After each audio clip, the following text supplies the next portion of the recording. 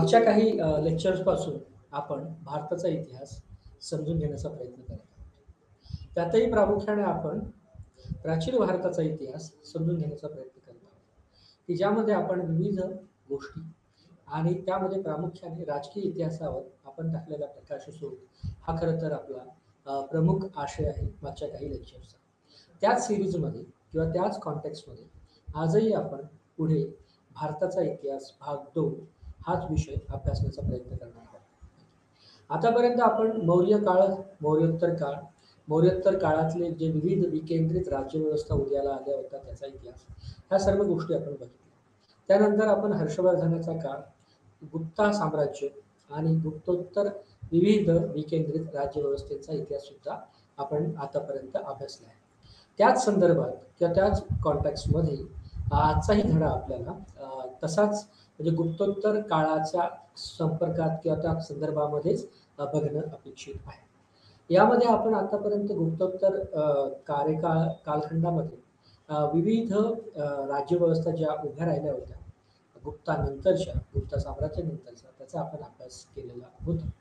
आणि गुप्ता साम्राज्याने ज्या विविध गोष्टी सुरू केल्या होत्या, विशेषतः दक्षिणा जी होती ती आणि इतरही महत्त्वाच्या गोष्टी होत्या की ज्या नंतरच्या इतर राजवटींनी त्या कॅरी फॉरवर्ड केलेल्या आपल्याला दिसून येतात किंवा नंतरच्या काळात त्या पुन्हा सुरू राहिलेल्या आपल्याला दिसून येतात. विशेषतः गुप्ता साम्राज्याच्या काळामध्ये जे काही दानस्तुती किंवा दान देण्याची प्रथा होती, विशेषतः मंदिरांना, बौद्ध विहारांना आणि काही जैनांना, तर ह्या ज्या परंपरा होत्या आणि काही सामान्य लोकांना सुद्धा दान देण्याच्या प्रथा होत्या. विशेषतः जमिनी दानच्या, तर जमिनी दान देण्याच्या ज्या प्रथा होत्या त्या संदर्भामध्ये आपण गुप्ता साम्राज्य आणि गुप्तोत्तर कालखंडामध्ये हा जो काही विस्तार झाला होता या पद्धतीच्या परंपरांचा तो आपण अभ्यासला होता की जो पुढेही तो कंटिन्यू राहिलेला आपल्याला दिसून येतो. आणि ही जी दान देण्याची पद्धत होती त्यामध्ये आपण त्या सगळ्या जमिनीवर टॅक्स वगैरे असे आकारले जात नव्हते आणि कदाचित तेही एक महत्त्वाचं कारण होतं गुप्ता साम्राज्य लयाला जाण्याचं. त्यानंतर आपण हर्षवर्धनाचा कार्यकाळ बघितला, हर्षवर्धनाचा कालखंड बघितला आणि या सगळ्या उत्तर भारतामध्ये आणि उत्तर भारत हे विविध शहरांमुळे कसं राज्य व्यवस्थेचं राजकीय केंद्र म्हणून उभं राहिलं होतं, तसा तो आढावा आपण आतापर्यंत घेतला. आजचा धडाही त्याच संपर्कामध्ये, त्याच संदर्भामध्ये की विविध अर्बनायझेशन किंवा शहरीकरणाच्या प्रक्रियेत जे काही शहरं उभी राहिली, विशेषतः कनौज आणि इतर मथुरा आणि इतरही, त्या संदर्भामध्येच किंवा त्याला समांतर असलेल्या कालखंडामध्ये आपण दक्षिणेमध्ये काय घडत होतं, म्हणजे दक्षिणेमधला जेव्हा उल्लेख आपण करतो तेव्हा किंवा आजच्या धड्यापुरता किंवा आजच्या विषयापुरता तो अतिदक्षिणेकडचा कालखंड नसून खरं तर हा ज्याला डेक्कन म्हटलं जातं, ज्याला मराठीमध्ये आपण दख्खन म्हणतो, तर त्या दख्खन या भूप्रदेशातला त्याचा आशय आपला असणार आहे. म्हणजे दख्खन ज्या कालखंडासाठी ओळखलं गेलं, म्हणजे या कालखंडामध्ये ज्या विविध पद्धतीचे राजकीय व्यवस्था उदयास आल्या त्याचा आढावा आपल्याला घेणं अपेक्षित आहे. त्यामुळे आजचा जो धडा आहे तो दक्षिणेतील राज्यव्यवस्था किंवा दक्षिणेत किंगडम्स इन डेक्कन, विशेषतः south kingdoms in south India आणि प्रायमरली द डेक्कन आणि कनौज, ओके, असा आपला युनिट क्रमांक 9 भारताचा इतिहास भाग 2 असा आपण अभ्यासणं अपेक्षित आहे. ओके, तर यामध्ये दख्खनचा इतिहास बघताना सुद्धा आपल्याला आतापर्यंत आपण ज्या 2 ध्रुवांमध्ये भारताचा इतिहास बघितला, ती ध्रुव होती एक उत्तर भारत, दुसरं ध्रुव होतं दक्षिण भारत. उत्तर भारतामध्ये ही जी 2 महत्त्वाची साम्राज्य उदयाला आली होती आणि अतिप्राचीन कालखंडात जर आपण जायचं म्हटलं तर मौर्य साम्राज्य आणि त्यानंतर एका मोठ्या 300-400 वर्षानंतरच्या प्रक्रियेनंतर गुप्ता साम्राज्य आणि दक्षिणेकडेही अशाच पद्धतीचं वेगळ्या पद्धतीच्या 3 महत्त्वाची साम्राज्य, विशेषतः अतिदक्षिणेकडची साम्राज्य उदयाला आलेली होती. त्यामध्ये चेर, चोला, पांड्या अशा पद्धतीच्या साम्राज्यांचा आपण राजकीय इतिहास बघितला. त्याच पद्धतीने आपण या 2 ध्रुवांचा सांस्कृतिक इतिहास सुद्धा बघितला. म्हणजे संस्कृती म्हणून हे 2 ध्रुवांमध्ये कशा पद्धतीच्या वेगवेगळ्या सामाजिक संरचना आढळतात, कशा पद्धतीने जमिनीचे व्यवहार आढळत होते, कशा पद्धतीने दानस्तुती आणि दानधर्माच्या संकल्पना अस्तित्वात होत्या आणि कशा पद्धतीने दोन वेगवेगळ्या वंशामध्ये किंवा एक सांस्कृतिकदृष्ट्या एक विभक्तपण या दोन ध्रुवांमध्ये आपल्याला आढळून येत होतं, त्याचाही आपण आढावा घेतला. भाषिक पातळीवर जरी समजा आपण बघितलं तर उत्तरेतला जो भूभाग होता तो संस्कृत प्रचूर भाषांच्या समूहाने आणि हिंदू पद्धतीच्या सामाजिक चालीरीतीने बनलेला असा उत्तर भारतीय सामाजिक संरचना आपल्याला या उत्तर भारतीय भूप्रदेशामध्ये, उत्तर भारतीय म्हणजे मोठा भूप्रदेश हिमालय आणि या सगळ्या मोठ्या प्रदेशाच्या संदर्भात आपण उत्तर भारत हे ध्रुव बघितलं. दुसरं ध्रुव होतं दक्षिण भारत, की ज्यामध्ये द्रविडियन लँग्वेज ग्रुप्स विशेषतः तामिळ आणि इतर भाषांचे समूह आपल्याला या कालखंडात आढळले, की ज्याचा आपण आढावा संगम साहित्याच्या संदर्भामध्ये सुद्धा घेण्याचा प्रयत्न केला. त्याच पद्धतीने काही जरी समजा सांस्कृतिक आणि राजकीय दृष्ट्या दोन वेगळे ध्रुव असले तरी सुद्धा आपल्याला त्यामध्ये काही कल्चरल असिमिलेशन किंवा सांस्कृतिक संमिश्रण या दोन्ही पट्ट्यामध्ये आढळतं. म्हणजे जर समजा काही विशिष्ट पद्धतीच्या चालीरीती उत्तर भारतामध्ये किंवा उत्तर भारतीय परिप्रेक्षकामध्ये होत्या असं नसून विशेषतः जाती प्रथा आणि इतर हिंदू धर्माचे महत्वाचे वैशिष्ट्य ते आपल्याला दक्षिणेतल्या काही कालखंडामध्ये आणि विशेषतः काही राजवटींमध्ये सुद्धा त्या प्रथा परंपरा आपल्याला आढळलेल्या दिसून येतात. त्याच पद्धतीने काही विशिष्ट पद्धतीचे वैशिष्ट्य या दक्षिण भारतीय इतिहासाच्या संदर्भात अत्यंत महत्वाचे होते. ते दक्षिणेमध्ये संगम साहित्य, तामिळ संस्कृती आणि इतर द्रविड कल्चर या संदर्भामध्ये आपण सगळं बघितलं. आता या दोन ध्रुवांच्या मधला जो भूभाग आहे ज्याला खरं तर आपण दख्खन भूप्रदेश असं म्हटलं जाऊ शकतो, की जे कावेरी तुंगभद्रा या नद्या काठचा डेल्टा प्रदेश किंवा पठारी प्रदेश किंवा या भूभागांचा प्रदेश म्हणून ओळखला गेला भौगोलिक दृष्टिकोनातून. तर त्या पट्ट्यांचा किंवा त्या दख्खन या भूप्रदेशाचा अभ्यास आणि त्याच्यावर उभ्या राहिलेल्या विविध सामाजिक सांस्कृतिक रचना आणि राजकीय राजवटींचा इतिहास अभ्यासणं आपल्याला गरजेचं आहे. आणि म्हणून आपला आजचा धडा जो आहे तो दख्खन आणि म्हणजे दक्षिणेतले राज्य त्यामध्ये प्रामुख्याने आपण दख्खन अभ्यासणार आहोत. कनौज हा जो काही प्रकार आहे तो आपण काही प्रमाणात त्याचा अभ्यास मागच्या मॉड्यूल्समध्ये आणि मागच्या लेक्चर्समध्ये आपण केलेला आहे. त्यामुळे कनौज ही एक महत्वाचं राजकीय सिटी सेंटर्स म्हणून जे उदयाला आले, ते शहराचं केंद्र म्हणून उदयाला आलं होतं, त्याचा आपण आढावा घेतला. कनौज सहितच इतर महत्वाची जे काही मथुरा आणि इतर शहरं जी होती उत्तर भारतातील नॉर्थ वेस्टर्न प्रोव्हिन्सेस या सगळ्या पट्ट्यातली ती आपण त्याचा कनौजचा आपण कॉन्टेक्स्ट या संदर्भ अगोदरच्या लेक्चर्समध्ये समजून घेतला असल्यामुळे आपला जास्त भर आजच्या व्याख्यानामध्ये हा दख्खन या प्रदेशाच्या संदर्भात असणं अपेक्षित आहे. त्यामुळे दख्खनमध्ये जेव्हा उत्तर भारतामध्ये एक वेगळ्या पद्धतीचं सिटी सेंटर्स हे राजकीय केंद्र म्हणून उदयास येत होते, दक्षिणेमध्ये चेर, चोला, पंड्या यांचं राजगट एका वेगळ्या पद्धतीने जोमात आणि नंतरही त्याच्यामध्ये लय दिसून येत होता. त्याला समांतर म्हणजे गुप्तोत्तर कालखंडाच्या परिप्रेक्षकामध्ये समांतरपणे दख्खनमध्ये नेमकं काय घडत होतं, दख्खनमध्ये कुठल्या राजवटी या प्रकर्षाने आढळून येत होता आणि त्यांच्या चालीरीती काय, त्यांचे वैशिष्ट्य काय, त्याच्यामध्ये होत असलेले राजे कोणते होते इत्यादी काही त्रोटक गोष्टीचा आपण अभ्यास किंवा त्रोटक गोष्टींची माहिती आपण आजच्या लेक्चर्समध्ये करणार आहोत.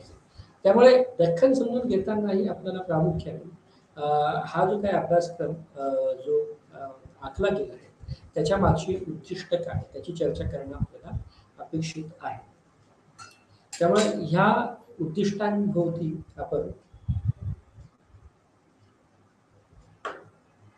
काही मिनिटं चर्चा करणं अपेक्षित आहे. नेमकं दख्खन समजून घेताना नेमकी अशी कोणती उद्दिष्ट अधोरेखित करण्यात आली की ज्यामुळे हा धडा समजल्याच्या नंतर या धड्याचा अभ्यास केल्याच्या नंतर आपल्याला त्या उद्दिष्टांची पूर्तता झाली असं समजेल किंवा कोणत्या उद्दिष्टांच्या पूर्ततेसाठी हा अभ्यासक्रम आखला गेला याची जाणीव होणं आपल्याला या धड्यामध्ये अपेक्षित आहे.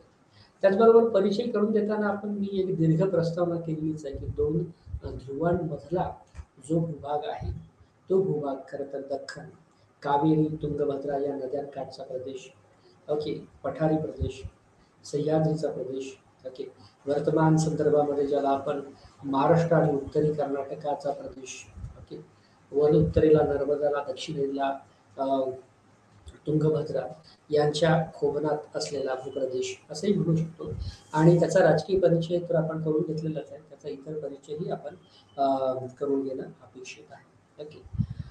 त्याचबरोबर आपण पुन्हा नव्याने म्हणजे दख्खन समजून घेताना 6व्या शतकापर्यंतचा दख्खनमधला राजकीय परिस्थितीचा संदर्भ समजून घेणार आहोत.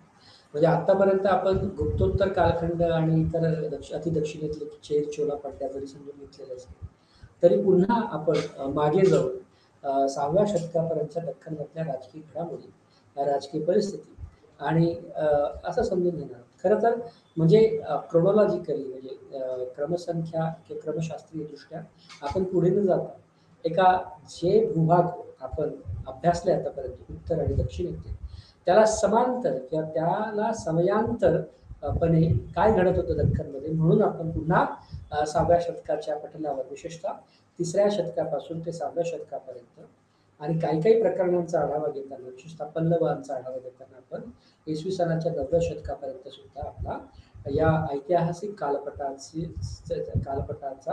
धागा वाढवणार आहोत किंवा तो कालपट आपण विस्तारणार आहोत. त्यामुळे 6व्या शतकापर्यंतच्या मध्यापर्यंत दख्खनमधल्या राजकीय परिस्थितीवर त्याचा संदर्भ आपण घेऊ. जे महत्वाचे भूप्रदेश आहेत म्हणजे दख्खन या भूप्रदेशाअंतर्गत सुद्धा जे उपभूप्रदेश आहेत किंवा उपप्रदेश आहेत. कारण गुप्ता साम्राज्याच्या नंतर म्हणजे गुप्ता साम्राज्य खरं तर पूर्ण अतिदक्षिणेकडे कधी पोहोचू शकलं नाही, कारण त्याला नर्मदेमध्येच इकडच्या राज्यव्यवस्थेने इथले जे काही लोकल किंग्ज होते त्यांनी अडवलेलं होतं. काही सबऑर्डिनेट म्हणजे मांडलिकत्व काही दक्षिणेकडे नक्कीच गुप्त साम्राज्याचे होते. परंतु हा पूर्ण भूप्रदेश गुप्त साम्राज्याला काबीज करता आला नव्हता. आणि गुप्तोत्तर काळामध्ये जिथे विकेंद्रित राजकीय व्यवस्थांची चर्चा करणं अपेक्षित आहे, त्या संदर्भामध्ये दख्खनमध्ये अशा विविध विकेंद्रित राजवटी आपल्याला या काळामध्ये दिसून येतात. म्हणजे या कालखंडामध्ये दख्खनवर संपूर्ण कुणाचं असं साम्राज्य उभं राहिलेलं, त्याचं साम्राज्य असं टिकून राहिलेलं, त्याचा प्रभाव राहिलेला आपल्याला दिसत नाही. एक फक्त साम्राज्य की ज्याला आपण साम्राज्य म्हणून म्हणू शकतो, कारण त्याचं गुजरातच्या समुद्र तटापासून ते खाली आंध्रच्या म्हणजे समजा भौगोलिकदृष्ट्या बोलायचं झालं तर भारताचा जो काय वेस्टर्न कोस्टल बेल्ट आहे म्हणजे पश्चिमी समुद्र किनारा आहे गुजरात आणि महाराष्ट्राच्या सीमांसंदर्भातला, तिथून ते दक्षिणेत पूर्व कोस्टल बेल्ट जो आहे म्हणजे पूर्वीय कोस्टल बेल्ट किंवा पूर्व भारतातल्या समुद्र किनाऱ्यापर्यंत म्हणजे विशेषतः आंध्र आणि तो पट्टा जो आहे, या सगळ्या भूभागावर एक साम्राज्य होतं ज्याला आपण सातवाहन साम्राज्य म्हणून गणलं गेलं होतं. तर त्यात तो पट्टा आहे. परंतु हे साम्राज्य जसं या चर्चेची या बिंदूची अगोदरही चर्चा आपण केली की हे साम्राज्य गुप्ता साम्राज्य किंवा मौर्य साम्राज्य एवढं नक्कीच नव्हतं. परंतु याचा विस्तार वर्तमान महाराष्ट्र, उत्तरी कर्नाटक, आंध्र या सगळ्यांच्या पलीकडे जात असल्यामुळे याला सातवाहन साम्राज्य म्हणून म्हटलं गेलं. परंतु त्यामुळे उत्तरेत जसं मौर्य आणि गुप्त साम्राज्य की ज्याने एक मोठा भूप्रदेश, मोठा भूभाग आणि एक पॉलिटिकल इंटिग्रेशन घडवलं होतं, म्हणजे राजकीय संमिलनीकरण घडवलं होतं या सगळ्या पट्ट्यांचं, तसा काहीसा प्रयोग किंवा तसा काहीसा इतिहास आपल्याला सातवाहनांच्या कालखंडामध्ये आढळताना दिसतो. परंतु सातवाहनांच्या ऱ्हासानंतर सातवाहनांच्या डिक्लाईन झाल्याच्या नंतर इथे पुन्हा एक वेगळ्या पद्धतीचे विखुरलेले अशा राजवटी उभ्या राहिलेल्या आपल्याला दिसतात. त्यातला एक म्हणजे आता वर्तमान महाराष्ट्रातला जो काही विदर्भ प्रदेश, त्यामुळे विदर्भ जसा तो वर्तमान महाराष्ट्राचा भाग आहे, पण विदर्भ ह्या रिजनची स्वतःची एक राज्यव्यवस्था होती. त्यामध्ये विशिष्ट पद्धतीच्या राजकीय समूहांनी त्या प्रदेशावर राज्य केलं होतं की ज्याला आपण इतिहासाच्या संदर्भामध्ये त्या राजव्यवस्थेला वाकटाकांची राजव्यवस्था म्हणून ओळखलं. त्यामुळे विदर्भाचा संदर्भ आपल्याला एक वेगळ्या पद्धतीच्या दुसऱ्या राजवटीचा ऐतिहासिक आलेख देतो की जी ऐतिहासिक राजवट आपण वाकाटक या नावाने ओळखतो. त्यामुळे विदर्भ ची चर्चा आपल्याला करणं अपेक्षित आहे, की जी आधुनिक महाराष्ट्रातला एक भूभाग, की जो इसवी सनाच्या 5व्या-6व्या शतकाच्या संदर्भामध्ये तो वाकाटकांच्या अधिपत्याखाली होता. त्याचबरोबर कर्नाटकमध्ये ज्या विविध राजवटी उदयाला आल्या होत्या, म्हणजे आपल्याला माहिती असलेल्या ज्या जास्त प्रसिद्ध अशा राजवटी वगैरे ज्या होत्या कर्नाटकातल्या त्या कदंब वगैरे. तर कदंबाशिवायही इतर छोट्या-छोट्या राजवटी किंवा छोट्या-छोट्या राजकीय संस्था किंवा अ, ह्या आपल्याला कर्नाटकच्या संदर्भात दिसून येतात, की ज्याला प्राचीन भारतापासून म्हणजे या भूप्रदेशाला कनरा असं म्हटलं गेलं. म्हणजे कर्नाटक हे त्याचं विशेषतः भाषिक प्रांतवार रचनेनंतरचं पडलेलं नाव आहे.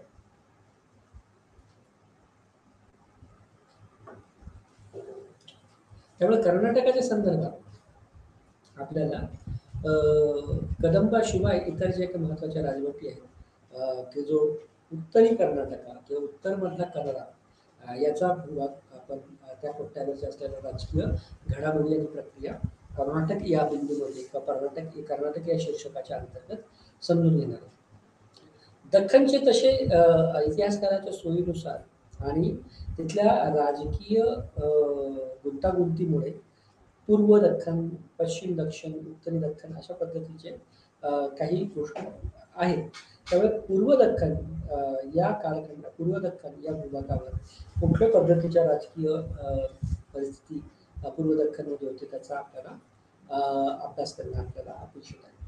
त्याचबरोबर दक्षिण कर्नाटक म्हणजे अगोदरच्या कर्नाटक या शीर्षकाच्या अंतर्गत आपण उत्तरेतल्या कर्नाटकांचा आणि त्या उत्तरेतल्या राजकीय स्थितीचा आढावा घेणार आहोत. आणि नंतरच्या परिस्थितीमध्ये आपण दक्षिण कर्नाटकामध्ये कुठल्या पद्धतीच्या सामाजिक संरचना, कुठल्या पद्धतीच्या राजकीय घडामोडी, घटना घडत होत्या, कुठल्या पद्धतीच्या राजव्यवस्था उदयाला आल्या होत्या त्याचा अभ्यास करणं आपल्याला अपेक्षित आहे. त्यामुळे उत्तर कर्नाटक आणि दक्षिण कर्नाटक, पूर्व दख्खन आणि या सगळ्याचा संदर्भ घेत आपण दक्षिण भारतातल्या राजकीय परिस्थितीवर काही भाष्य करू बघणार आहोत.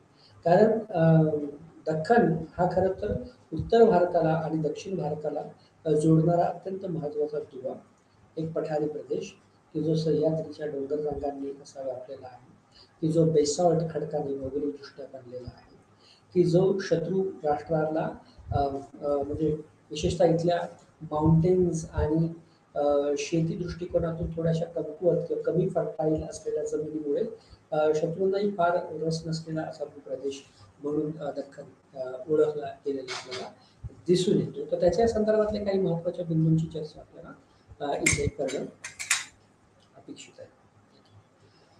त्याचबरोबर दक्षिण भारतामध्ये जसं की चेर, चेऊला, पंड्या या महत्त्वाच्या राजवटी होत्या. त्यानंतर अन्य 3 महत्त्वाच्या राजवटींनी दख्खनचा भूभाग व्यापलेला आपल्याला दिसून येतो. त्या 3 महत्त्वाच्या राजवटींची चर्चा सुद्धा आपण दक्षिण भारतातील राजकीय परिस्थिती समजून घेताना करणं अपेक्षित आहे.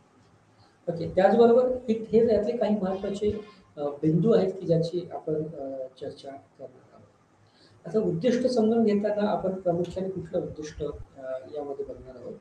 तर हा धडा समजून घेताना जी उद्दिष्ट ठरवण्यात आली ती अशा पद्धतीने ठरवण्यात आलेली आहे की आपण आपल्याला दख्खनचा पूर्ण भौगोलिक त्याचबरोबर राजकीय इतिहास या प्रकरणामध्ये समजून घेणं अपेक्षित आहे. आणि त्यामुळे हे एक महत्त्वाचं उद्दिष्ट हा अभ्यासक्रम बनवताना अधोरेखित करताना एक महत्त्वाचं उद्दिष्ट म्हणून गणलं गेलेलं आहे की सगळ्या भौगोलिक आणि ऐतिहासिक रचनांचा आढावा आपल्याला दख्खन समजून घेताना आणि दख्खनच्या राजवटी समजून घेताना होणं अपेक्षित आहे. ओके. त्याचबरोबर आपण ज्या 3 महत्त्वाचे राजकीय परिप्रेक्ष्य आहेत किंवा राजवटी आहेत की ज्या चेर, चोला, पंड्या आपण अशा 3 ग्रुप अशा 3 राजवटींचा समूह असलेला दक्षिण भारत, अतिदक्षिण भारत समजून घेतल्यानंतर आपण या दख्खनच्या संदर्भामध्ये चालुक्य, पल्लव आणि पांड्या ओके या 3 राजवटींचा अभ्यास करणार आहोत किंवा या 3 राजवटी समजून घेणं हे सुद्धा एक महत्त्वाचं उद्दिष्ट याचं आहे.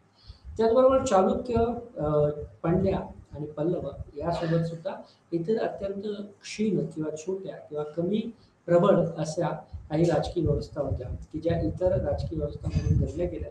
तर त्याचाही आपण आढावा याच्यामध्ये घेणार आहोत. ओके. तशाच पद्धतीने ह्या सगळ्या विविध राजकीय परिस्थिती या काळात ज्या उदयाला येतात आणि ज्या पद्धतीचे नवीन राजकीय केंद्र दख्खनमध्ये सुद्धा अस्तित्वात आहेत. नक्की.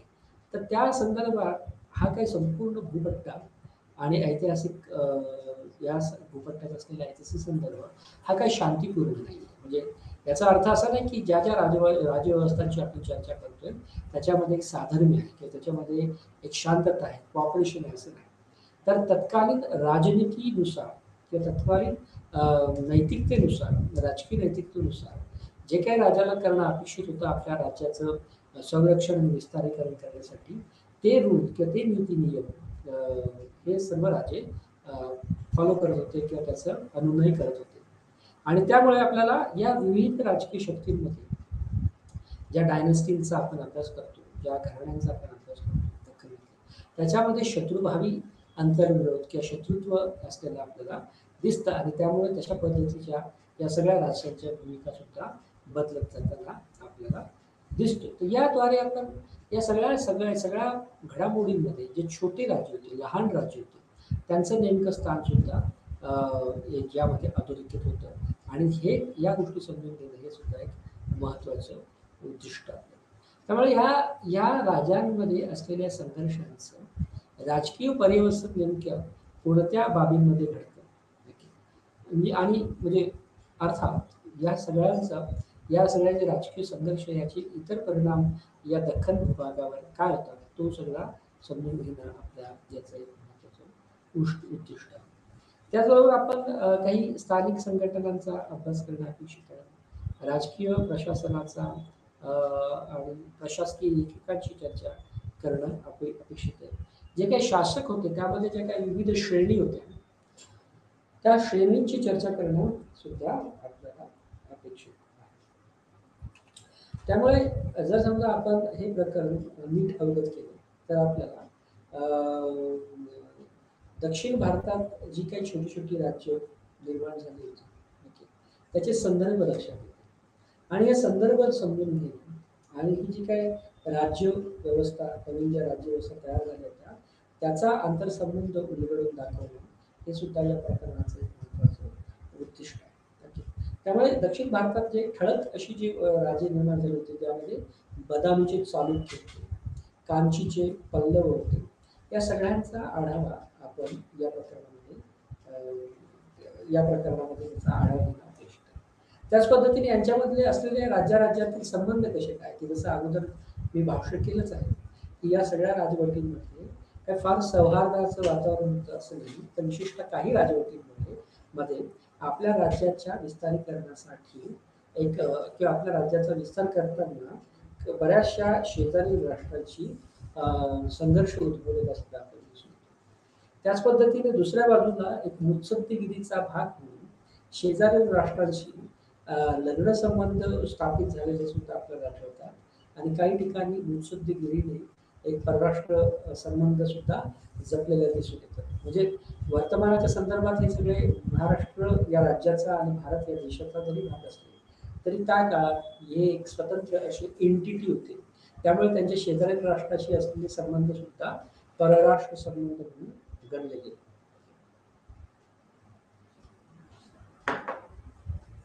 तर या सगळ्या पैलू आपल्याला या दक्षिणेतलं साम्राज्य समजून घेताना होतं. त्याच पद्धतीने हा सगळा जो इतिहास समजून घेताना एक भौगोलिक रचना आहे की ज्याने एक विशिष्ट भूमिका पार पाडली. तर ती भूमिका सुद्धा किंवा या भूखंडाचा इतिहासाबरोबरच आपल्याला पूर्वून सुद्धा समजून घेता येईल. ओके. कारण या काळात असलेल्या ज्या काही तुंगभद्रा, गोदावरी, कृष्णा या सगळ्या ज्या नद्या आहेत की ज्याला एक भौगोलिक रचनेमध्ये एक महत्त्वाचं स्थान आहे. सह्याद्रीच्या पर्वतरांगा आहे, कड्या कपारीचे प्रदेश आहेत, बेसॉल्ट नावाचा खडक आहे. या सगळ्यांनी ज्या कुणी या प्रदेशांवर किंवा प्रदेशातल्या एका विशिष्ट भूरचनेवर ताबा मिळवला ते इतरांनी त्यात हस्तक्षेप करणं टाळलं किंवा ते अवघड केलेलं आहे केवळ एक वेगळ्या पद्धतीच्या असलेल्या भौगोलिक रचनेमुळे. त्याच पद्धतीने या पद्धतीचे काही जे असे चांगल्या गोष्टी होत्या, तशा काही दुर्लक्षित पैलू किंवा काही कमकुवत गोष्टी सुद्धा होत्या, की ज्यामुळे परकीय शक्ती किंवा इतर शेजारील राष्ट्र खरं तर यामध्ये हस्तक्षेप करू बघत नव्हते, की हिली असलेल्या माउंटेन्स ओके, कमी उत्पादक असलेल्या शेतजमिनी, वाळवंटीसारखा किंवा उन्हाळ्याच्या प्रदेशामध्ये याचं तापमान वाढणं, अशा विविध त्याला डिमेरिट्स असं म्हणूया. यामुळे सुद्धा इतर राज्य जे होते शेजारी राज्य, ते इथल्या अंतर्गत व्यवहारांमध्ये हस्तक्षेप करणं टाळत असल्याचे सुद्धा आपल्याला काही दाखले मिळतात. त्यामुळे या राज्यांमध्ये लोकांचं शासन नेमकं कसं होतं? म्हणजे वरवर आपण फक्त जे या विविध चेर, चोला, पंड्या, चालुक्य वगैरे या सगळ्या ज्या बिरुदावल्या त्या सगळ्या नामावल्यांची जत्रावळी जरी बघत असतो, तरी सुद्धा काही विशिष्ट गोष्टींमध्ये फारकत तफावत किंवा एक वेगळे वैशिष्ट्य आपल्याला या राजवटींमध्ये सुद्धा आपल्याला असलेले दिसून येतात. त्यामुळे वरवर पाहता आपल्याला असं वाटतं की सगळ्या इतिहास ज्या राजवटी आहेत त्या सगळ्यांचा इतिहास एकच आहे.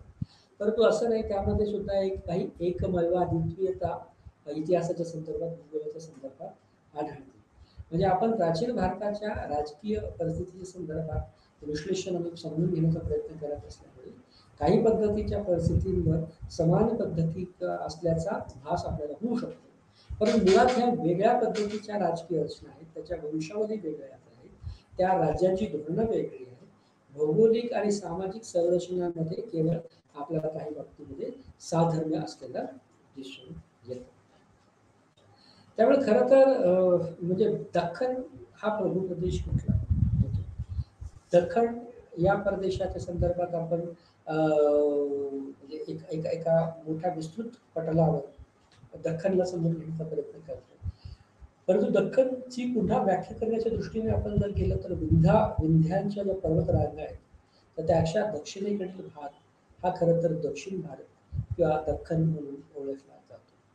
त्यामुळे विंध्यांच्या पर्वतरांगांनी दख्खन या भूप्रदेशाला किंवा दख्खन या संकल्पनेला अधोरेखित करण्यासाठी एक महत्वाचं ताडनबिंदू किंवा एक महत्वाचा रेफरन्स पॉईंट म्हणून बघितलेला आहे विंध्याच्या पर्वतरांगा. त्यामुळे विंध्याच्या पर्वतरांगाच्या दक्षिणेकडीलचा भूभाग जो आहे तो दख्खन म्हणून म्हटला जातो, गणला जातो, समजला जातो.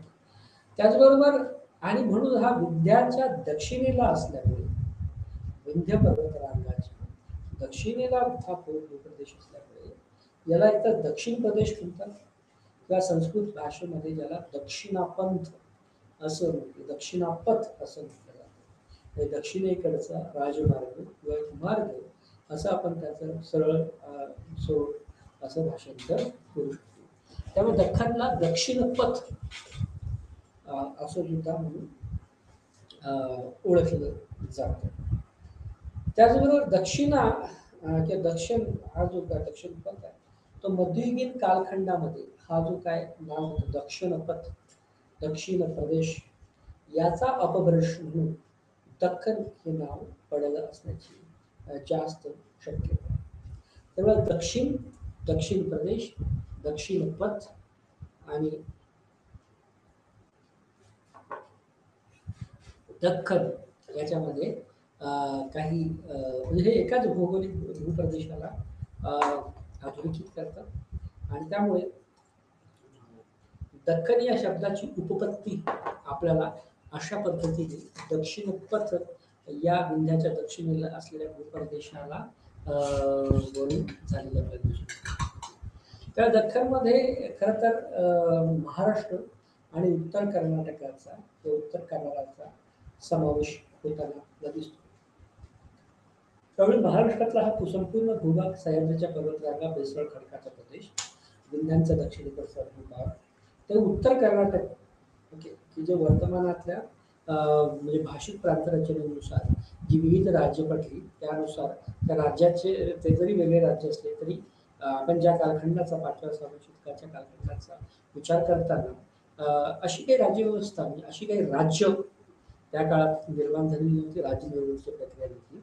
त्यामुळे अशा पद्धतीचे छोट्या छोट्या राजकीय घराण्यांचा सत्ता किंवा त्यांचा प्रभाव असलेले क्षेत्र म्हणजेच त्या काळातले राज्य असं होतं. त्यामुळे दख्खन ह्या राज्यांमध्ये आपल्याला महाराष्ट्रासोबतच उत्तर कर्नाटकाचा मोठा भूभाग हा खरं तर दख्खन म्हणून ओळखला जातो, कारण त्याच्या भौगोलिक रचना आणि त्याची इतर वैशिष्ट्ये या ऐतिहासिक संदर्भामध्ये आपल्याला दख्खन या प्रांताशी साधर्म्य सांगतात. त्यामुळे हा सगळा भूपट्टा हा खरं तर दख्खन म्हणून ओळखला जातो. त्याचबरोबर उत्तर कर्नाटकाच्या सोबतच तो गोदावरी आणि कृष्णा अशा ज्या दोन नद्या आहेत आणि या दोन नद्यांमधला जो डेल्टा आहे, पठारी प्रदेश आहे, तो सुद्धा या दोन नद्यांच्या मधल्या डेल्टापर्यंतचा जो प्रदेश आहे तो सुद्धा आपल्याला दख्खन म्हणून गणला गेलेला आहे याची नोंद घेतली. त्याचबरोबर ज्या तीन महत्वाच्या राजकीय सत्तांची चर्चा आपल्याला करणार की जे खरं तर मौर्य साम्राज्य किंवा मौर्य ज्या भूप्रदेशात होते त्या प्रदेशाच्या संदर्भातील तीन राज्य किंवा त्याचा शेजारील राष्ट्र म्हणून किंवा अनुकूल शेजारी म्हणून याची गणना होते, की जे सत्यपुत्र म्हणजे लॉर्ड्स ऑफ द ट्रुथ म्हणून सुद्धा गणले गेलेले होते. त्याची भूमिका त्याचा सुद्धा एक राजकीय इतिहास आपल्या लेखामध्ये होताना दिसतो, ज्यामध्ये चोळ, पांड्या आणि चेर हे सगळे मौर्यांचे अनुकूल शेजारी म्हणून गणले जातात. त्यामुळे ह्या सगळ्या भूप्रदेशाला जसं उत्तरेमध्ये मौर्य आणि गुप्त साम्राज्य एक महत्वाचं बलाढ्य साम्राज्य म्हणून उभं राहिलं आणि त्या साम्राज्याने उत्तरेतल्या आणि मध्य भारतातल्या विकेंद्रित अशा राजवटींना एकत्रित करण्याचं प्रयत्न केला आणि मोठ्या साम्राज्याची निर्मिती केली. तशा पद्धतीचा काहीसा समांतर इतिहास आपल्याला सातवाहनांच्या कालखंडामध्ये किंवा सातवाहनांची राजवट त्या सातवाहनी साम्राज्य समजून घेताना त्याच्यावर भाष्य करता येईल. कारण दख्खनमधल्या इतर ज्या महत्वाच्या राजकीय संस्था आहेत याचं राजकीय दृष्ट्या एकत्रीकरण आपल्याला पहिल्यांदा सातवाहनांनी केलेलं दिसून येतं. त्यामुळे या राजकीय एकतेसाठी या भूभागाच्या महत्वाचं राज्यव्यवस्था आहे ती सातवाहनांनी राबवली दिसून येते. त्याच्यातील महत्वाचे राजे म्हणून गौतमी पुत्र सातकर्णी वगैरे वगैरे याची ओळख आपण बघितलेली आहे. त्यामुळे गौतमी पुत्र सातकर्णी हे सातवाहन साम्राज्यातले अत्यंत बलशाली एक महत्वाचे राज्य म्हणून गणले गेलेले आपल्याला दिसून येतात. आणि सातवाहनांनी या सगळ्या भूपट्ट्यातल्या छोट्या छोट्या राजवटींना विकेंद्रित राजकीय इंटिटीजना राजकीय दृष्ट्या एकत्र केल्यामुळे सातवाहनांना लॉर्ड्स ऑफ द डेक्कन अशी ओळख मिळाली आपल्याला दिसून येतात. त्यामुळे इतिहासामध्ये ऐतिहासिक संदर्भ ग्रंथांमध्ये सुद्धा हा जो काही सन्मान सातवाहनांप्रती दाखवला जातो या शीर्षकाच्या अंतर्गत लॉर्ड्स ऑफ द डेक्कन, कारण त्यांनी या भूभागावरच्या ज्या विविध राजकीय संस्था होत्या की ज्या खरं तर विस्कळीत होत्या, विकेंद्रित होत्या, त्यांना एकत्र करण्याचं, त्यांना राजकीय दृष्ट्या त्यांचे एक कार्यक्रम ठरवण्यापासूनच्या गोष्टी केलेल्या असल्यामुळे त्यांना लॉर्ड्स ऑफ द डेक्कन म्हणून ओळख मिळालेली आपल्याला दिसून येतात. त्यामुळे पुन्हा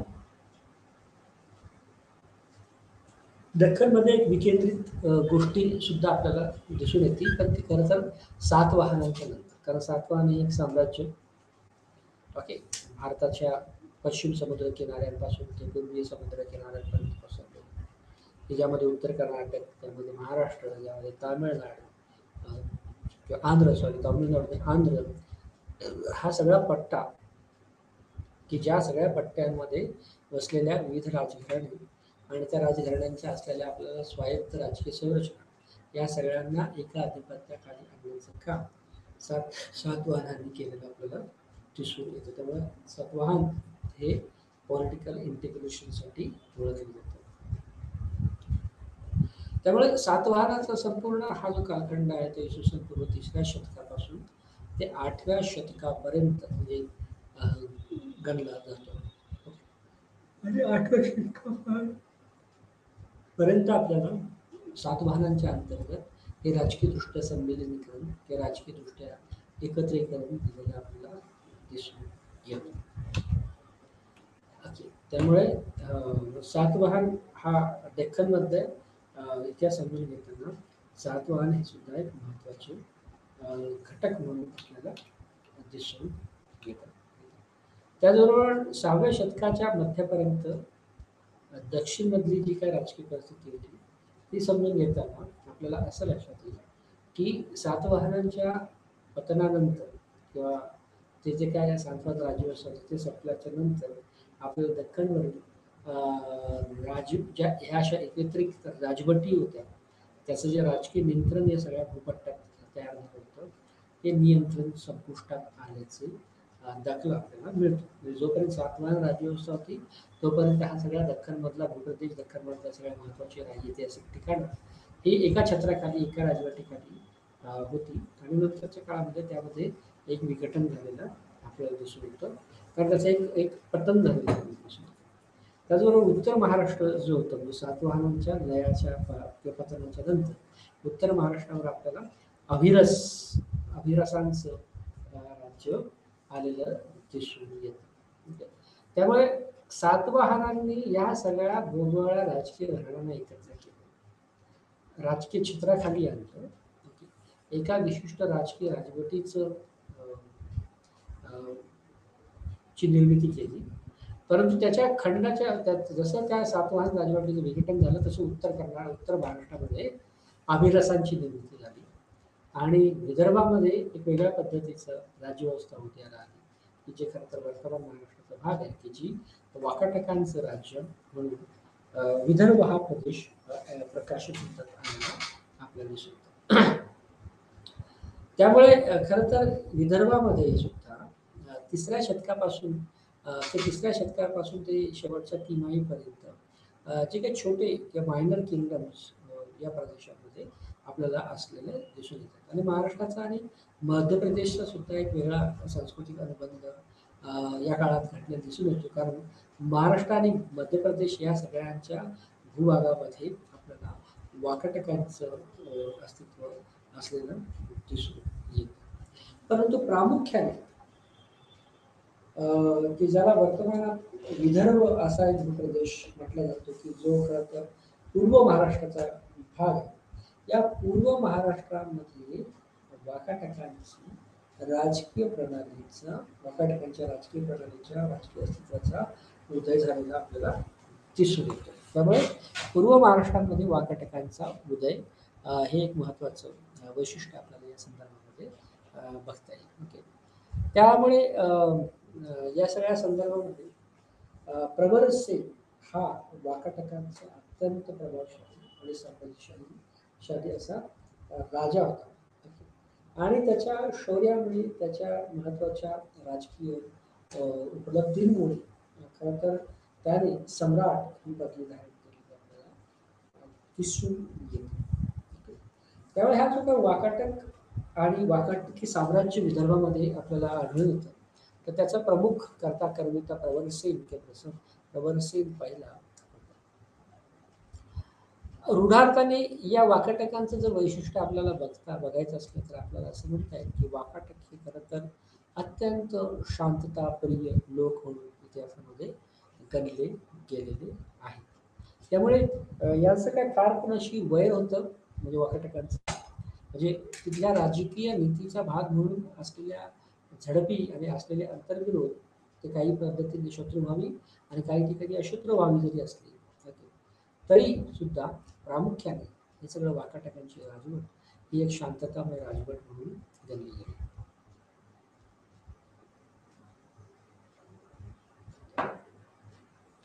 आणि त्यांचे शत्रुभावी संबंध इतरांशी फार कमी असल्यामुळे त्यांचे शेजारील राष्ट्रांशी राज्यांशी त्यांनी एक वैवाहिक संबंध त्याचबरोबर राजनैतिक संबंध सुद्धा प्रस्थापित करायला सुरुवात केली. कुणी वाकाटकांनी.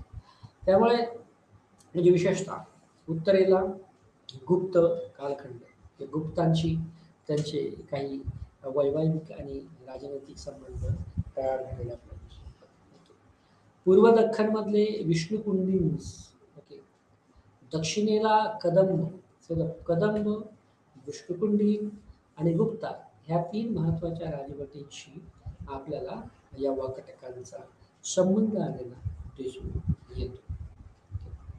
परंतु 6व्या शतकाच्या मध्यापर्यंत बदामीच्या चालुक्यांनी वाकाटकांची जागा घेतलेली आपल्याला दिसून येतं किंवा वाकाटकांना त्याची जागा चालुक्याने दाखवली आणि वाकाटकानंतर एक चालुक्य हे एक महत्त्वाचे शक्तिशाली केंद्र किंवा महत्त्वाची शक्ती म्हणून दख्खनमध्ये उभ्या राहिलेले आपल्याला दिसून येतात.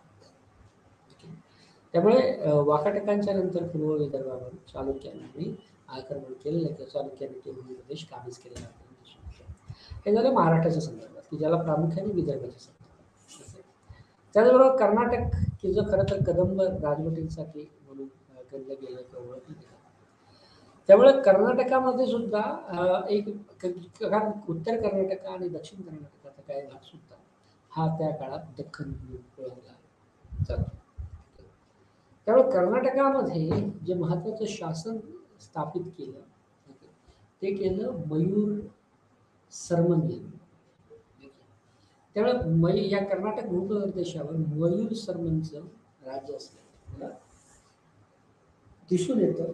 आणि मयूर सर्मन हा खरं तर गनिमी युद्धासाठी निपुण असा योद्धा म्हणून ओळखला जातो. तशी त्याची पण ओळख आहे.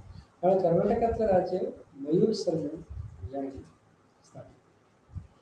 त्यामुळे नंतरच्या काळामध्ये मयूर सर्मनने अश्वमेध यज्ञ करून, अश्वमेध यज्ञ हा खरं तर कुठल्याही व्यक्तीला राजा होण्याच्या प्रक्रियेतला अत्यंत महत्त्वाचा आणि मॅन्डेटरी अशा पद्धतीचा रिच्युअल्स होता किंवा अशा पद्धतीची प्रथा या काळामध्ये. अश्वमेध ज्यामध्ये घोड्याचं बलिदान केलं जायचं. त्यामुळे मयूर सर्मनने अश्वमेध यज्ञाच्या नंतर खरं तर मयूर सर्मनचं म्हणजे खरं तर तो अगोदर मयूर वर्मन होता, त्याचं मयूर सर्मन होता. ओके, सो तो मयूर सर्मनकडून मयूर वर्मन झालेला आपल्याला दिसून येतं. असं म्हटलं जातं की मयूर वर्मन किंवा वर्धन हे काही म्हणजे ब्राह्मण वंश आणि मराठा क्षत्रिय वंशाच्या संदर्भामध्ये या दोन मयूर वर्मन के सर्मन याची उकल आपल्याला त्या ठिकाणी. सो नंतरच्या काळामध्ये कर्नाटक जे महत्वाचं साठी वापरले होते कदंबांच्या कदंब यासाठी सुद्धा कर्नाटकाचा भूप्रदेश ओळखला जातो. कदंब ही सुद्धा एक महत्वाची राजवट म्हणून या काळात उदयाला येते की ज्याच्या खरं तर प्रामुख्याने दोन शाखा. कदंबांकडे सुद्धा आपल्याला दोन महत्वाच्या भौगोलिक परिप्रेक्ष्यातून बघता येतं की कदंबांनी त्या काळामध्ये वनवासीचा प्रदेश जो होता तो आपल्याला होता की जो त्या काळामध्ये वैजंती म्हणून ओळखला जातो आणि पलासिका म्हणजे हलसी या त्याच्या खरं तर या दोन ज्या मोठ्या भूप्रदेशाच्या लाईन होत्या या दोन गोष्टी होत्या त्याच्या त्या राजधानी होत्या. याचबरोबर मयूर सर्मन याच्या शेजारी इतरही महत्वाचे राजे किंवा राज्यव्यवस्था यांचा उदय आपल्याला झालेला दिसतो. आणि ह्या राज्यव्यवस्था की ज्या खरं तर बल्लाढ्य किंवा प्रबळ अशा राज्यव्यवस्था शक्तिशाली अशा राज्यव्यवस्था म्हणून ओळखल्या गेलेल्या दिसतात. ज्यामध्ये पल्लव होते, पश्चिमी गंगा होते आणि सर्वात महत्वाचे म्हणजे बदामीचे चालुक्य होते. त्यामुळे पल्लव, बदामीचे चालुक्य आणि पश्चिमी गंगा हे एक शेजारी शक्तिशाली शेजारी म्हणून गणले गेलेले आपल्याला दिसतात. आणि हळूहळू या पट्ट्यामध्ये चालुक्यांचा समावेश आपल्याला झालेला दिसून येतो. 21वी सनाच्या तिसऱ्या शतकापासून ते 575 CE पर्यंत आपल्याला इथे याचा पूर्णपणे परिणाम झालेला दिसून येतो. आता पूर्व दख्खन हा जो प्रदेश होता वेस्टर्न दख्खन हा खरं तर विविध राजकीय घडामोडींनी उत्स्फूर्त आणि त्याचमुळे त्रासलेला रागलेला असा भूप्रदेश होता की जो खरं तर कृष्णा गोदावरी डेल्टा किंवा आंध्र डेल्टा किंवा आंध्राचा प्रदेश कृष्णा गोदावरीचा पठार प्रदेश म्हणून ओळखला जात होता. आणि इथेही जवळजवळ इक्ष्वाकुस याची राजवट इसवी सन 225 पर्यंत होती. नंतरच्या काळात इक्ष्वाकुचा पराभव झाला आणि अभिहारिस या एका वेगळ्या राजवटीचा उदय आपल्याला पूर्व दख्खनमध्ये झालेलं दिसतो, अभिहारस. त्यामुळे सुमारे 350 इसवी सन पूर्व 300 इसवी सन 350च्या सुमारास या भागात म्हणजे डझनांनी विविध राजकीय परिस्थितीचा किंवा राज्यव्यवस्थेचा उदय झालेला दिसून येतो. म्हणजे खरं तर अलाहाबादचे इन्स्क्रिप्शन्स किंवा अलाहाबादचे जे शिलालेख आहेत त्याची माहिती, त्यातून आपल्याला अशीच माहिती मिळते की या प्रदेशामध्ये एक मोठ्या पद्धतीने वेगवेगळ्या मध्ययुगीन राज्यव्यवस्था अस्तित्वात होत्या. ओके. म्हणजे उदाहरणच द्यायचं झालं तर ज्यामध्ये वेंगीचं राज्य होतं, कुरळाचं राज्य होतं, देवराष्ट्राच्या पृष्ठपुरा किंवा अमुक्ता इत्यादी राजधान्या होत्या. त्याचबरोबर आणि या सगळ्यांमुळेच एक वेगळ्या पद्धतीच्या राजकीय स्थिरता आपल्याला या ठिकाणी दिसून येते. त्यामुळे पूर्व दख्खनमध्ये नंतरच्या काळात विष्णुकुंडींचं आगमन झालेलं आपल्याला दिसून येतं. आणि आता विष्णुकुंडींच्या आगमनाने आपल्याला पूर्वी हे 5व्या शतकापासून ते 7व्या शतकापर्यंत राज्य खरं तर दख्खनमधलं हे राज्य कसं पोहोचलं हा एक 7व्या शतकापर्यंत या राज्याचा विस्तार आपल्याला दिसून येतो. जोपर्यंत एक चालुक्य प्रबळ शक्ती म्हणून म्हणजे पाहत नाही तोपर्यंत पूर्व दख्खनमध्ये आपल्याला अभिरस आणि इतर महत्वाचे शेजारील राष्ट्रीय राज्य याचा उदय आपल्याला झालेला दिसून येतो. त्यामुळे दख्खन समजून घेताना आपल्याला मयूरवर्मन, आपल्याला अभिहारस आणि या सगळ्याच्या पूर्व दख्खनमधल्या, पश्चिम दख्खनमधल्या, विदर्भामधल्या वाकाटक वगैरे याचा सगळ्याचा संदर्भ समजून घेणं गरजेचं आहे. त्याचबरोबर दक्षिण कर्नाटक हा एक महत्त्वाचा भूभाग आपल्याला दख्खन या संदर्भामध्ये त्या दख्खनने व्यापलेला आपल्याला दिसून येतो. त्यामुळे दक्षिण कर्नाटकामध्ये सुद्धा वेगळ्या पद्धतीचे राजवंश उदयाला येत होते. म्हणजे अगोदरच्या सेगमेंटमध्ये आपण उत्तर कर्नाटक आणि उत्तर कर्नाटकातल्या राजकीय घडामोडी आणि त्याचा ऐतिहासिक संदर्भ समजून घेतला. त्याचबरोबर दक्षिण कर्नाटक हा सुद्धा दख्खन आणि दक्षिणेतले राज्य समजून घेताना एक महत्त्वाचा भूप्रदेश आहे की ज्यामध्ये खरं तर गंगा किंवा पश्चिमी गंगाचा प्रदेश म्हणून ओळखला जातो आणि पश्चिमी गंगाटिक अशी त्याचे राज्य म्हणून ओळखले जातात. खरं तर पूर्वीय गंगा म्हणजे ओरिसापासून हे राज्य किंवा ओरिसाच्या संदर्भात हे वेगळं राज्य आहे याची ओळख पटावी म्हणून याला पश्चिमी गंगाचा प्रदेश म्हटला गेला असतो की ज्यामध्ये की जो खरं तर गंगावडी प्रदेश म्हणून सुद्धा ओळखला जातो. त्यामुळे पुढचे जवळजवळ 600 वर्ष दक्षिण कर्नाटकामध्ये आपल्याला पल्लव आणि इतर महत्त्वाच्या राजवटींनी राज्यव्यवस्था केलेली आपल्याला दिसून येते. त्यामुळे गंगावडी प्रदेश या दक्षिण कर्नाटकाला का म्हटलं जातं? कारण या भूभागावर डोंगराळ प्रदेश होतो. कृषी दृष्ट्या हा प्रदेश समृद्ध नव्हता. त्याच्यामध्ये अजून काही छोट्या मोठ्या प्रॉब्लेम्स असल्यामुळे याला गंगावडी प्रदेश म्हटलं गेलं दक्षिण कर्नाटकाला. कारण डोंगर होते, कृषीदृष्ट्या फार काही समृद्ध प्रदेश नव्हता, उपजाऊ जमीन कमी होती आणि त्यामुळे बाहेरून हस्तक्षेप सुद्धा कमी होता. त्यामुळे प्रतिस्पर्ध्यांचा थ्रेट या काळामध्ये कमी आपल्याला दिसतो. त्याच पद्धतीने दक्षिण कर्नाटकामध्ये पल्लव आणि बदामीचे चालुक्य यांच्यामध्ये परस्पर संघर्ष होताना दिसतो आणि या परस्पर संघर्षामध्ये सुद्धा दक्षिण कर्नाटकातल्या राजव्यवस्थेने एक महत्त्वाची भूमिका पार पाडलेली आपल्याला दिसून येते. त्याचबरोबर दक्षिण भारतातली जी काही राजकीय परिस्थिती आहे ती या संपूर्ण ज्या त्रोटक माहिती किंवा इतिहासाच्या संदर्भामध्ये जर आपल्याला बघितली तर खरं तर दक्षिण भारतामध्ये विशेषतः तामिळनाडू आणि केरळ हा प्रदेश इसवी सन 300 ते इसवी सन 600 या कालखंडामध्ये संगम साहित्यासाठी ज्ञात असा भूप्रदेश म्हणून ओळखला गेलेला आपल्याला दिसून येतो. त्यामुळे तामिळनाडू आणि केरळ यामधल्या राजकीय व्यवस्था सुद्धा उदयास आलेल्या नंतर दिसून येतात. त्याचबरोबर संगम कालावधीचा अंत नंतरच्या काळात होताना कोणत्या पद्धतीचा एक वेगळ्या पद्धतीच्या राजकीय व्यवस्थांचा उदय सुद्धा आपल्याला दक्षिण भारतामध्ये होताना दिसतो की जे आपल्याला दक्षिण भारताची राजकीय स्थितीवर भाष्य करताना दिसतं. त्यामुळे 4थ्या शतकापासून ते 6व्या शतकाच्या मध्यापर्यंत. ओके. खरं तर या भागाचा इतिहास हा खरं तर अस्पष्ट असा, पुसटसा असा आणि म्हणजे वेगळ्या संदर्भामध्ये जर समजा आपल्याला पल्लवांचं किंवा पल्लव या राजवटीचं उदाहरण घ्यायचं झालं, तर दक्षिण कर्नाटकामध्ये विशेषतः या भूभागामध्ये आपल्याला हा जो पट्टा आहे दक्षिण कर्नाटक आणि इतर हे यातले अगोदरचे जे रूलर्स किंवा नेते होते ते आपल्याला पल्लव असलेले दिसून येतात. त्या पल्लवांचा प्रारंभिक इतिहास जो आहे तो याच कालखंडातील इसवी सन पूर्व 3ऱ्या ते 6व्या शतकातीलच असलेला आहे. म्हणजे खरं तर पल्लवाचा प्रदेश हा कांची प्रदेश म्हणून ओळखला जातं की जे पल्लार नदी खोरं होतं किंवा तोंडाई मंडलम हे जे एक सुद्धा महत्त्वाचं तामिळ नाव पल्लवांना अधोरेखित करण्यासाठी ओळखलं केलेलं नाव किंवा कन्सेप्ट आहे.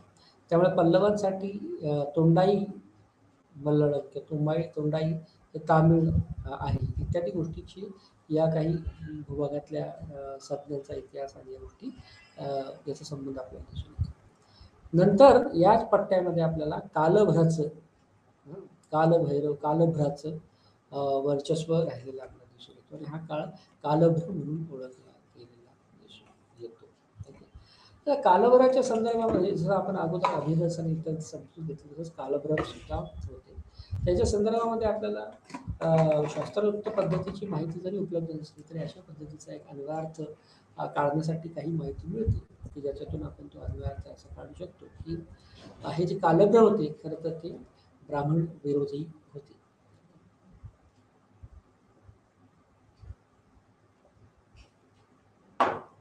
आणि त्यांनी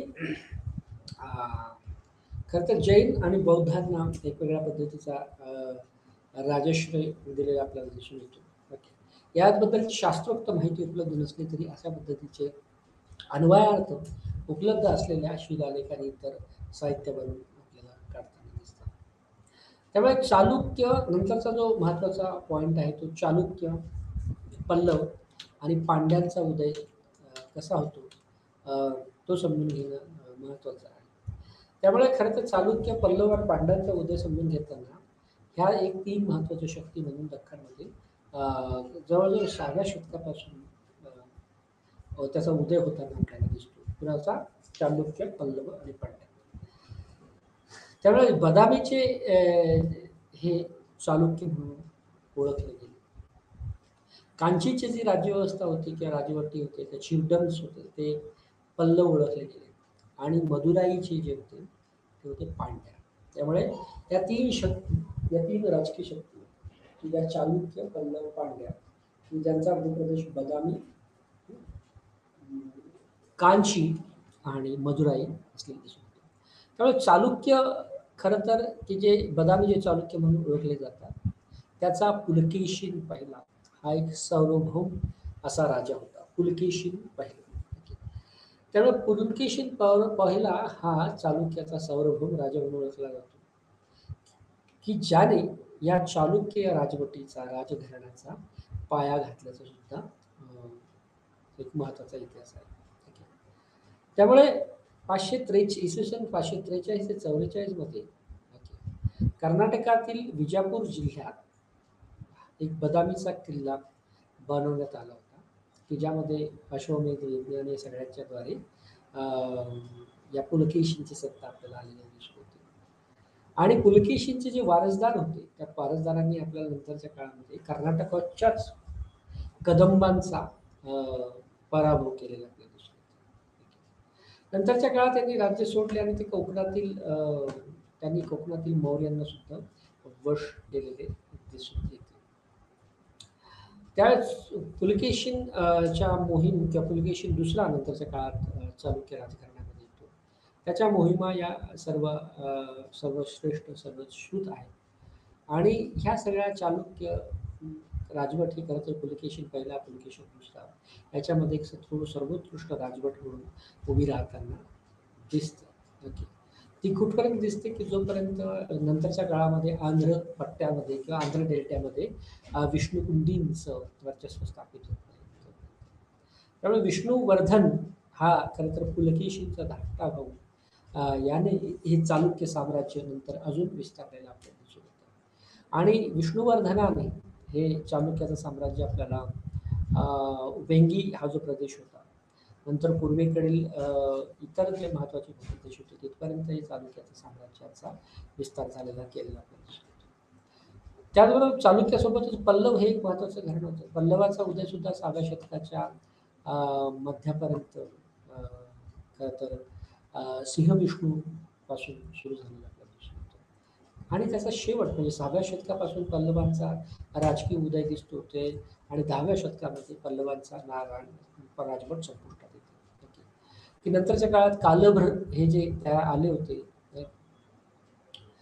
त्यांनी खरं तर पल्लवांचा अंत केलेला आपल्याला दिसून येतो, की जे नंतरच्या काळामध्ये हे पल्लव खरं तर कावेरी डेल्ट्यापर्यंत सुद्धा पसरलेले आपल्याला दिसून येतात. या सगळ्या घडामोडीनंतर महेंद्रवर्मन पहिला अ, हा खरं तर एक महत्त्वाचा राजा म्हणून की ज्याने तो चालुक्याच्या प्रभाव क्षेत्रापर्यंत पोहोचला होता आणि त्याने अ, 7व्या शतकाच्या मध्यापर्यंत खरं तर पल्लवांनी दक्षिण भारतात एक शक्तिशाली राज्य म्हणून राज्याची स्थापना आपल्याला केलेली आपल्याला दिसून येते. ओके. त्यामुळे जेव्हा चालुक्य दख्खनमधील जेव्हा चालुक्यांनी किंवा दख्खनमध्ये या सगळ्या प्रदेशामध्ये राष्ट्रकूटाची जागा घेतली की चालुक्य दख्खनमधल्या चालुक्यांनी, त्यानंतरच्या काळात विशेषतः 8व्या शतकापासून पल्लवांच्या ऱ्हासाला सुरुवात होताना आपल्याला दिसते आणि 10व्या शतकापर्यंत पल्लव राजवटी संपते. तर पांड्या हे एक महत्त्वाचं राजघराणं होतं की ज्याचा अ, खरं तर हे कालभ्र या वंशाच्या संदर्भातच होतं किंवा सप्रेस्ड कालभ्र आपण ज्याला म्हणूया. त्याचा राजा कडुनगॉम होता. त्यामुळे यांनी म्हणजे पंड्यांनी तामिळनाडूमधल्या दक्षिणेकडचे जिल्हे अ, एक राज्याचं केंद्रस्थान म्हणून वगई नदीचे खोरे हा सगळा भूप्रदेश आपल्या ताब्यात घेतलेला आपल्याला दिसून येतो. त्यामुळे चालुक्य, पल्लव आणि पांड्या ह्या एक महत्त्वाच्या राजकीय शक्ती म्हणून आपल्याला उदयाला दिसून येतात. त्याचबरोबर दख्खनमध्ये इतरही अनेक छोटी-छोटी राज्ये आणि त्याचा विस्तार आणि त्याचे सरदार जसं की नोलांबा, बनास, सिलाहार इत्यादी अ, इत्यादी या छोट्या मायनर शक्ती म्हणून या काळामध्ये उदयाला आल्या दिसून येतात. परंतु यामध्ये या सगळ्या राजवटींमध्ये म्हणजे दख्खनचे जरी भूप्रदेश पट्टे असले तरी सुद्धा त्याच्यामध्ये वारंवार युद्ध घडताना आपल्याला दिसतं. ओके.